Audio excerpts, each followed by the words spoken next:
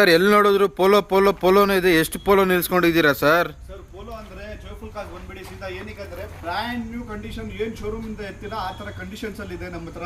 2013 single owner, ಬರೀ 68,000 ನೋಡಿದೆ. Petrol vehicle ಅಲ್ಲಿ ನೀವು ಬರೀ ಒಂದ್ಸರಿ ಬನ್ನಿ ಓಡಿಸ್ಬಿಟ್ರೆ ಬೇರೆ ಯಾವ್ದು ಗಾಡಿ ಟೆಸ್ಟ್ ಡ್ರೈವ್ ಮಾಡಲ್ಲ. 100% ಗಾಡಿ ತಗೊಂಡು ಹೋಗ್ತೀರಾ, ಇದು ನಮ್ ಗ್ಯಾರಂಟಿ ಇರುತ್ತೆ. ಗಾಡಿ ತುಂಬಾ ಚೆನ್ನಾಗಿದೆ, ಎಕ್ಸಲೆಂಟ್ ಕಂಡೀಷನ್ ಅಲ್ಲಿ ಇದೆ. ಸಿಂಗಲ್ ಓನರ್ ಮೇಂಟೈನು ಎಲ್ಲ ಶೋರೂಮ್ ಮೇಂಟೈನ್ ಇರುತ್ತೆ.